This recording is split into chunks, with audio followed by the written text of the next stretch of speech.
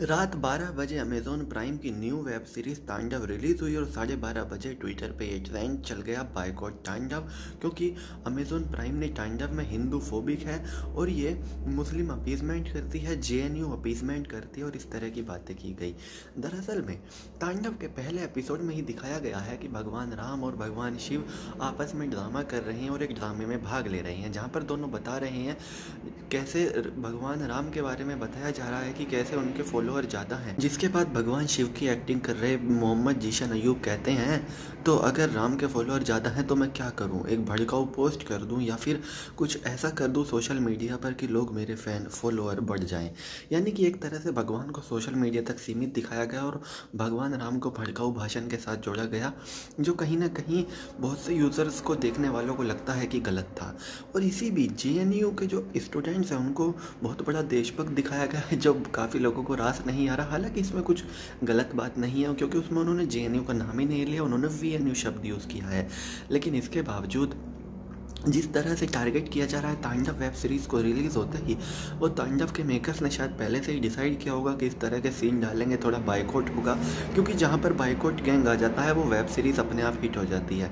लेकिन जो भी हो, एक तरह से किसी यूनिवर्सिटी वगैरह को तो जो वो दिखाना चाहे दिखा सकते हैं, इन चीज़ों से कुछ फ़र्क नहीं पड़ता। लेकिन जो बड़ा कंसर्न है वो ये है कि हर बार भगवानों का नाम ले दिया जाता है वेब सीरीज़ में, और इसी बात से हिंदुओं की भावनाएं ज़्यादा आहत होती हैं और इसीलिए लोग ज़्यादा नाराज़ भी होते हैं। और वेब सीरीज़ मेकर्स को भी सोचना चाहिए कि क्या इस तरह की चीज़ें करनी चाहिए।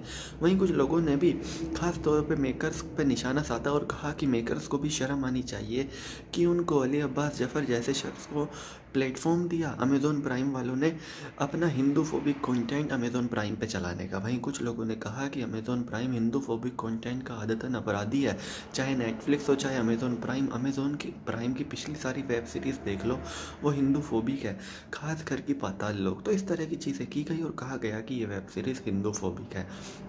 और ये कोई पहला वाक्य नहीं है जब किसी वेब सीरीज़ को हिंदू फोबिक कहा गया।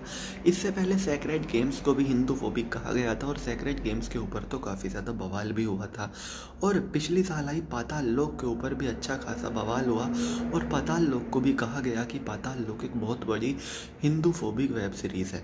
तो कुल मिलाकर देखा जाए इस तरह की चीज़ें होती रहती हैं जैसे ही कोई नई वेब सीरीज़ आती है। लेकिन तांडव तो अभी आई ही है, अभी 2 घंटे भी तांडव को आए नहीं हुए, रात के 2 बजे हैं जब मैं वीडियो बना रहा हूँ और मैंने अब तक 2 एपिसोड देख लिए हैं। तो जो सीन है जिस पर ऑब्जेक्शन है उस पर आप थोड़ा बहुत जस्टिफाई कर सकते हैं कि आप भगवानों को एक तो ड्रामा में लेते हो, ठीक है ले लो, क्योंकि बॉलीवुड की मूवीज़ ही हमेशा से करती आई है और लोगों को इस सबको देखने की आदत है। लेकिन जिस तरह से सोशल मीडिया तक सीमित करने की कोशिश की भगवानों को, कहीं ना कहीं यकीनन गलत था।